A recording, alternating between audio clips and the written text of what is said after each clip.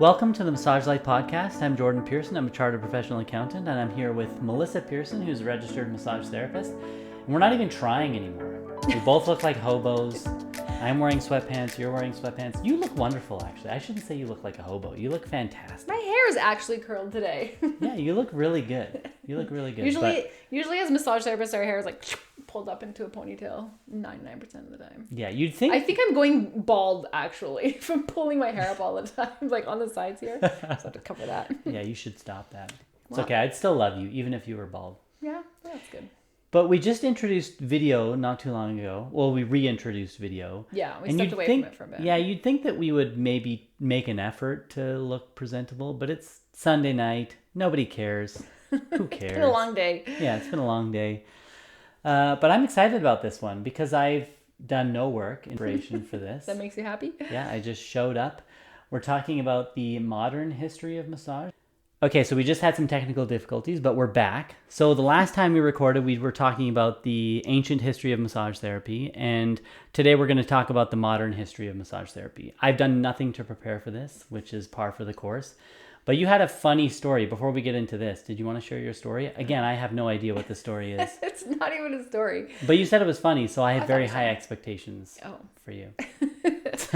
No, it was just something a massage therapist said, or it was just on Facebook or something. They said, "So, has anyone else ever accidentally ripped their client's underwear while they were tucking in the sheets, like by accident?" How does that happen? Well, we often will use their underwear to tuck in the sheet and when you're undraping the back, right? And so I guess they just did it too aggressively, or the underwear was too small or something, but I guess it ripped. And that must be some old underwear, right? Think about how old it would have to be. It's like the elastic's all brittle. Yeah.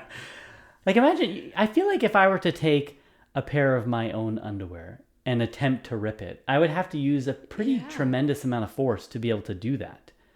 So either she was being really rough or they were really old. I don't think that's possible. Or really small. For sure that person was just wearing some crusty underwear. I just want to know what she said. If anything, I was just like, we'll just pretend that didn't happen. Like when you pass gas during a massage and you're like... It's like, we'll just pretend. Just blame it on the dog. I did have that recently. But you blamed it on the dog? So I do mobile massage, right? And often dogs are in the area. And oh man, it smelled so bad. And I was 99% sure it was the dog. The dog was laying on the floor very close by. Right. But there was 1% of me that was like, maybe it's the client. And so I didn't want to say anything. Right. And I think she was probably thinking the exact same thing. Yeah. 99% sure it's her dog. But then she's like, what if it was Melissa? So it was like just silent for a while and smelled really bad. And then finally she said, "Oh, sorry, that's my dog. He has stomach issues or something." I don't know. And of course you're thinking, it's not your dog. It's me. Surprise! And that completes the modern history of massage. That's all we have to offer. That's it. Also, don't you think that term modern history is kind of an oxymoron? Like, how far back are we going? Right? Yes. Well, right. To your point. Yeah. Modern history. That seems like an totally oxymoron. Yeah. No. Well, maybe I need a better term. But last time we talked about massage going back like thousands of years. Right. Now we're talking within the last like couple hundred. Okay. The modern era. Yeah. Yeah. We could coin that. That's fine. Yeah. Okay, let's get started so we can finish. Enough silly. Oh, you just want to go to bed? The sooner we start, the sooner we can end. Oh, glad you're so happy to be here. I love doing this. I just love being with you. Right. Oh, yeah. We have a normal, happy relationship. Oh my gosh. Okay, fire away. So, first of all, why are we even doing this? This is kind of a no idea. I've been asking that for the last... Enough from you. So we talked a little bit about last time about how it's important to know where we came from. It helps us to understand more about ourselves. Why are you looking at me like that? Well, just how you phrase that. It's important for us to know where we came from. And of course, I'm thinking like from a religious standpoint, like where did we come from? Okay, not getting deep. Where am I going? Why am I here? Jesus, is that you? Oh my gosh. No. Okay, I'll stop. Okay. I'll stop. No, you won't. Okay, so I think it's important that we know about our history. Even tracing your family history. Like, I think it's really interesting to learn about my cool. ancestors. Yes. And it helps me understand more about who I am. And so same with our career. Even like there's crazy family history stories in our families. Like, Yeah. don't you have some crazy like great grandma that like killed 3 of her Yeah, husbands? I or can't. something So crazy? yeah, I don't remember all of the details, but it's. I think she was one of the last women to be hanged in South Africa. Oh, okay. So I don't know if I'm a direct descendant. I don't know that she's my great grandmother, but she's certainly related. We're blood Or like related. a great aunt. Or something. Yeah, It's like a we're definitely connected. collateral I'm line. pretty sure she was the last woman that was hanged in South Africa. So she had killed her husband and then got remarried and then killed him, and then she may have killed a third time. Anyways, but she. I shouldn't laugh. Why am I laughing? Well, what's funny about it is she pled guilty, and she was kind of proud of the fact that she had killed these men. Like, yeah, they were terrible husbands.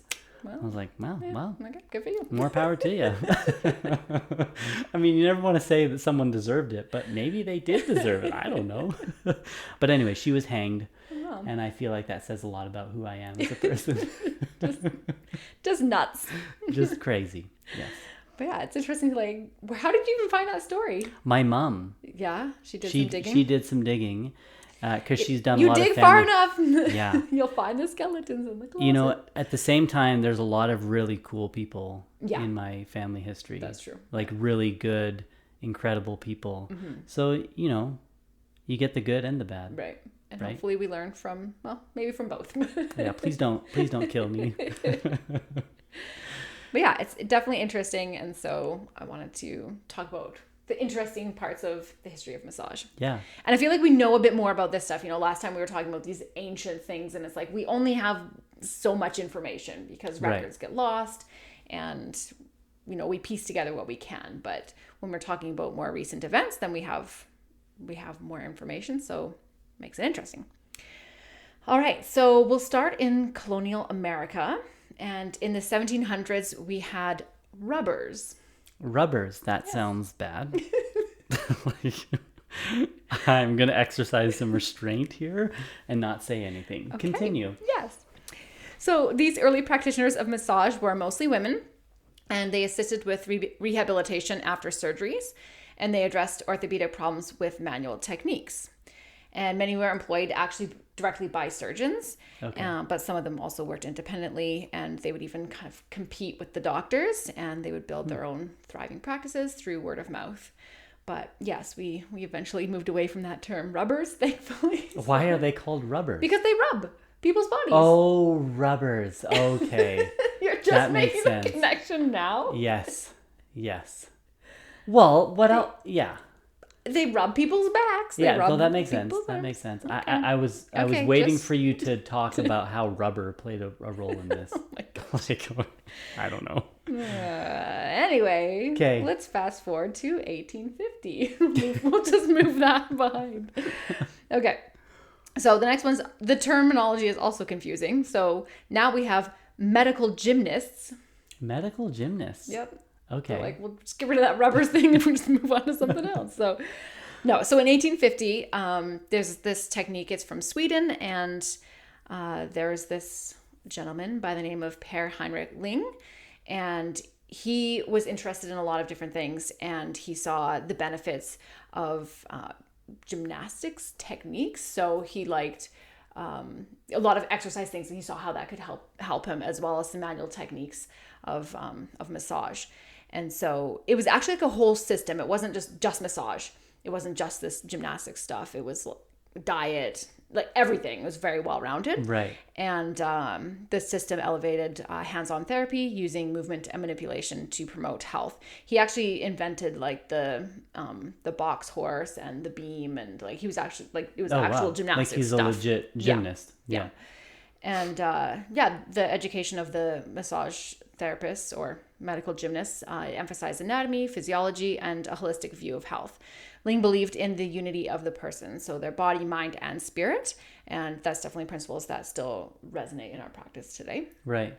And so sometimes he's kind of coined as the father of modern massage, but the massage part of it was kind of a small part. And there's actually a different gentleman that kind of elevated it more. So the next guy is Johan Mesker, and he's from the Netherlands. So in the 1880s, the term masseuse and masseur became common, thanks to this gentleman, and he is credited for categorizing specific massage movements. So these are the classic Swedish massage techniques that we know: effleurage, petrissage, friction, tapotement, and vibrations. And so that goes back to 1880.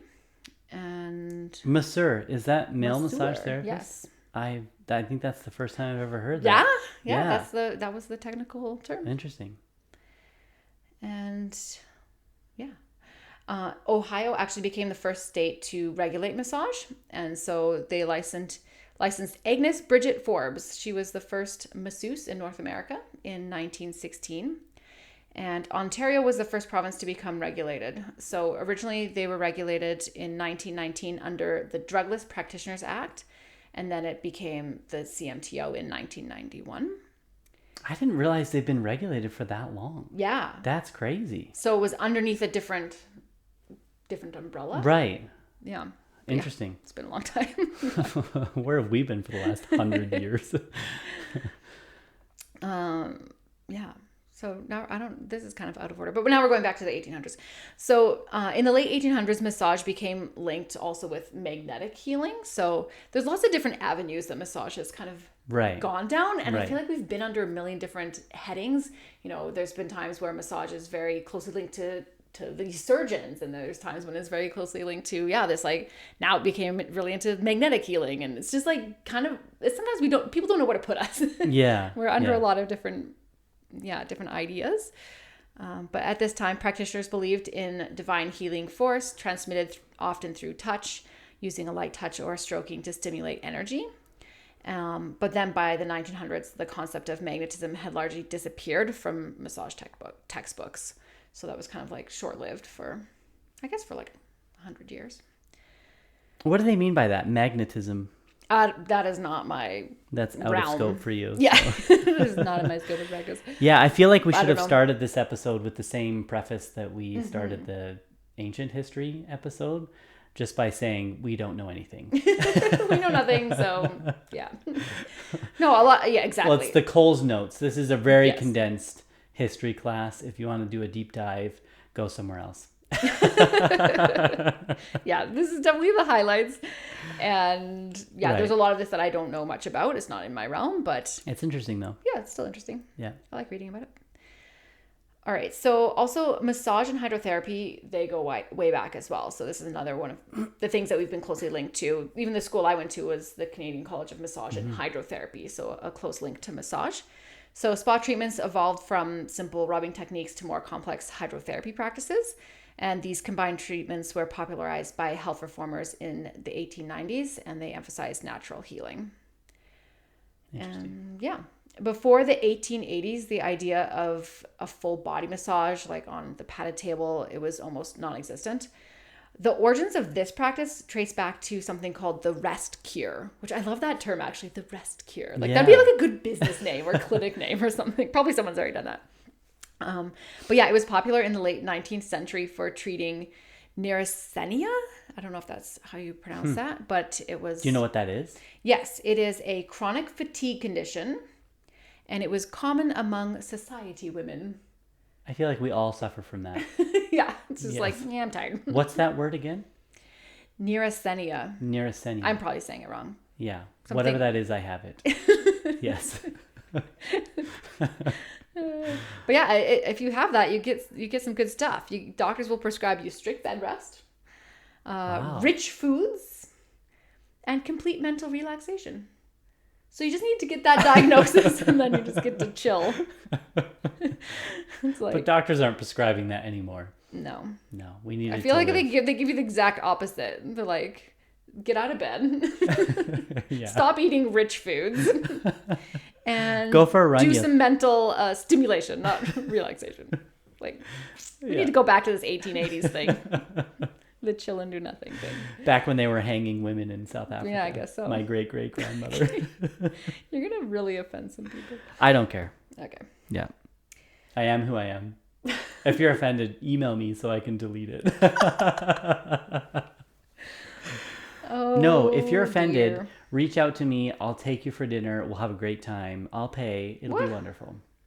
You can come too. Okay. I don't want to go on a date with some. It's just like... Okay, continue. Okay. Are we almost done? Jordan. Yes. I tried to make it as short as possible. Okay.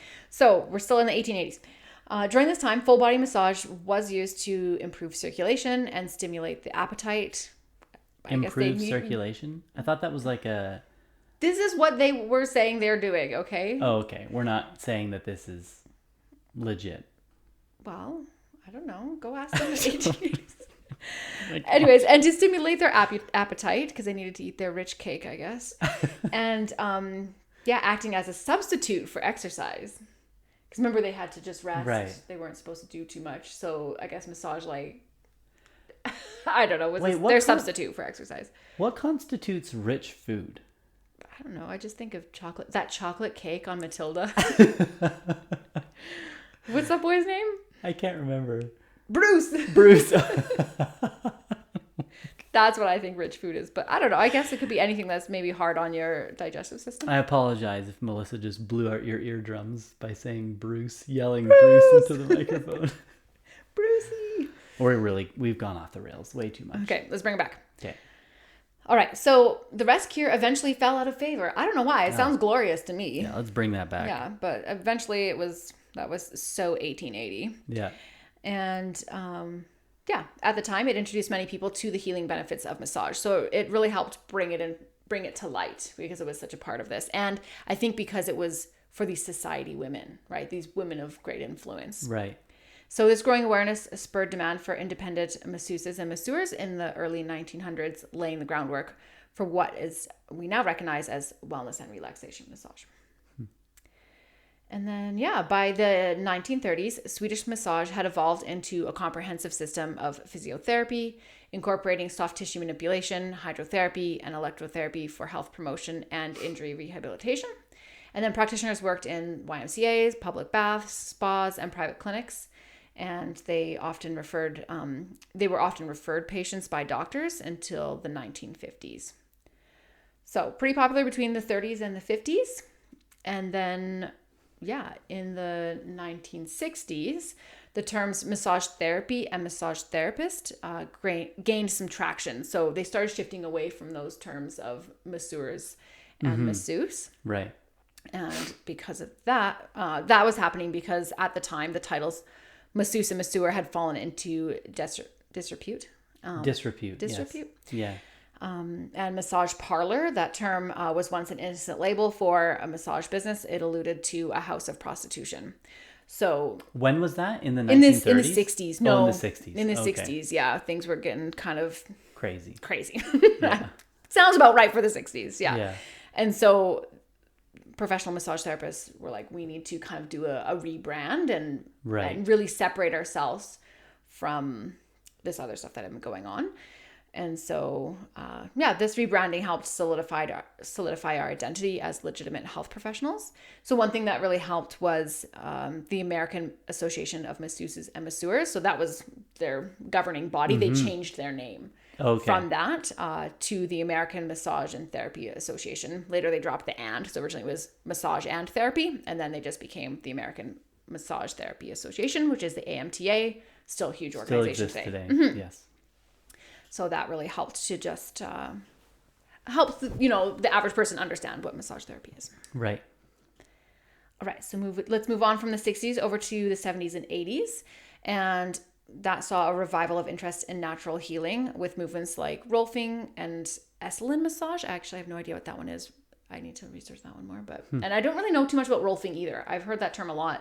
I've never studied it, but there's just, again, different avenues of massage. Rolfing? Rolfing, Rolfing. Interesting. Yes. Okay. And then there were various Asian therapies such as shiatsu, Ayurvedic massage entering the scene as well. We talked about the ancient history of that, but they were becoming more mainstream and coming over to America. Right. This is also when the term bodywork was coined to encompass the diversity of manual techniques. So again, it's like there's all these different avenues. So it's like, what's one heading we can put it all under? And so often that term was bodywork. Yeah. Because sometimes it wasn't just massage, right?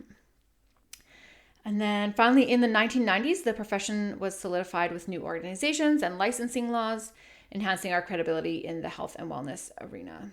So things continue to grow and develop, and there's new licensing bodies. And even right now in Alberta, we just, I guess, about 2 weeks ago, put forth our regulation application to the Alberta government for us to hopefully, I don't know if hopefully is the right word, but we may finally become regulated. It's been in the works since the 90s here. So we'll have to do an episode on that. Yeah, that's a whole can of worms. Yeah. We're going to upset some people. But I don't know. I don't even, honestly. Well, we can just lay out the facts. Yeah. Right? Sometimes I don't even know where my cons.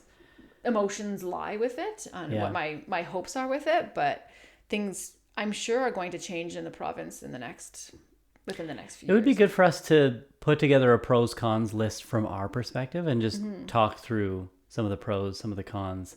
Because I know that there's a lot of tense feelings out there, a lot of strong emotions going around. Yeah. And so it can, when situations like that, it's helpful to just write out pros, cons, right? What are the good things? What are the bad things? Yeah.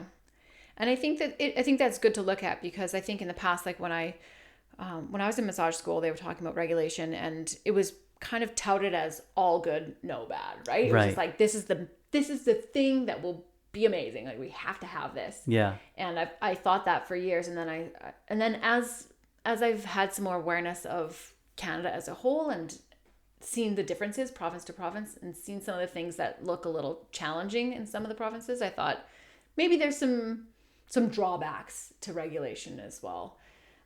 Doesn't mean I'm anti-regulation. I just think that there's things to consider for sure. Yeah. Interesting. Yeah, but that'll be another episode for another time.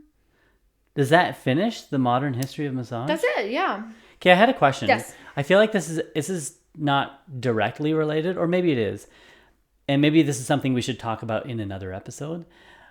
But as a non-massage therapist, because yes, I know a lot about the profession because I'm married to you, but I hear these terms like Swedish massage and shiatsu massage, and I feel like to the average person, like nobody knows what that is. Right. Right? So, because, I'll see that advertised, like, oh, I do Swedish massage or I do shiatsu massage. Mm-hmm. And I feel like 95% of people don't know what the heck that is or what that means. Mm-hmm.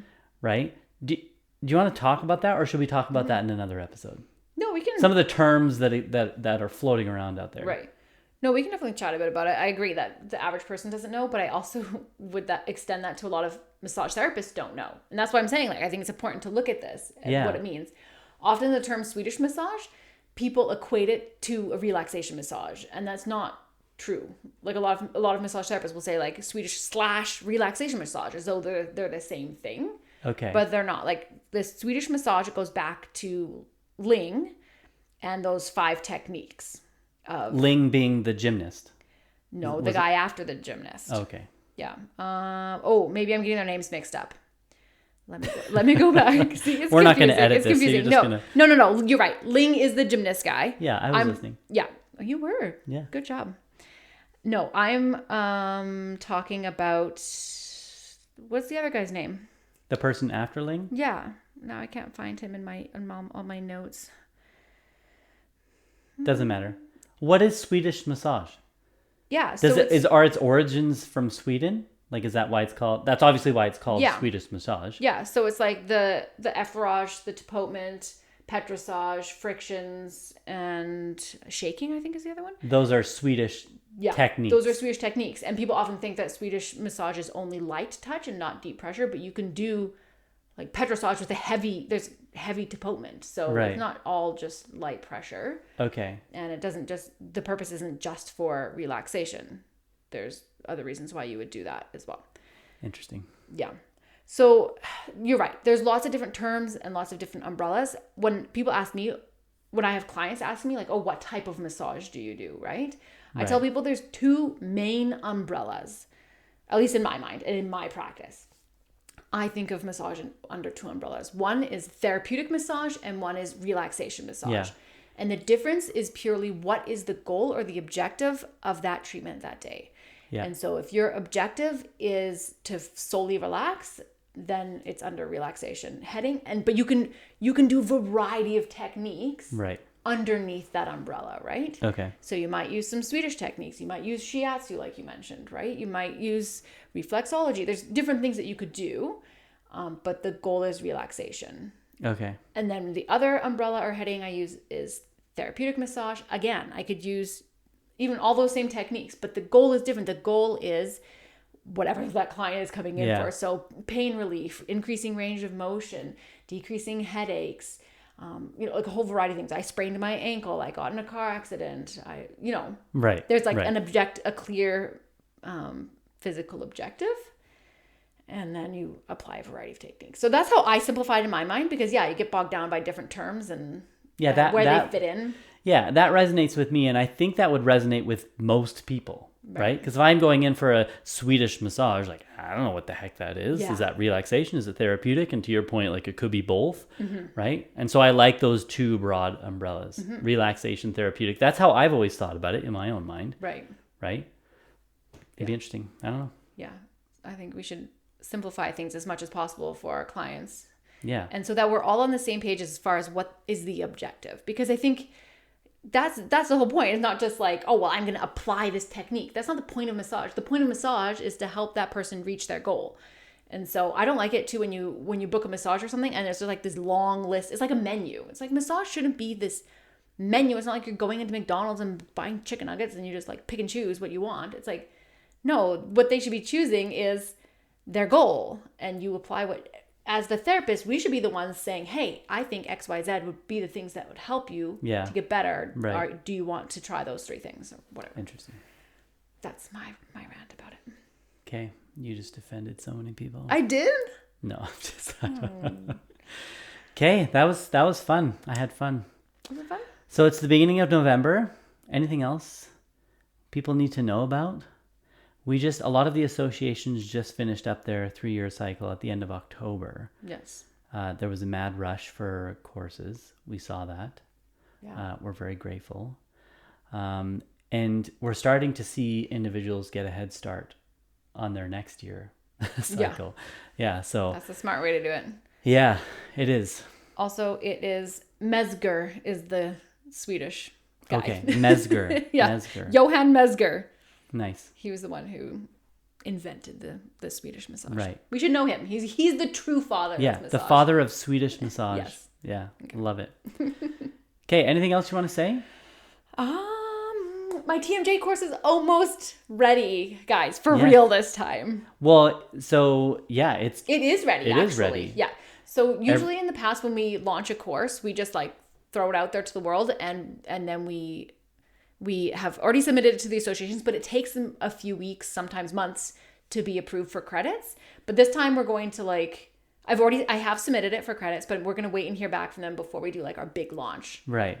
From most of them. Yeah. From most of them. Some take a little longer. From the ones that take a couple weeks. Yeah. Yeah. And then it should be up in the next couple of weeks. Yeah. And when it launches, we'll have like an early bird pricing. Yeah. But it's a really great course. It's 4 hours.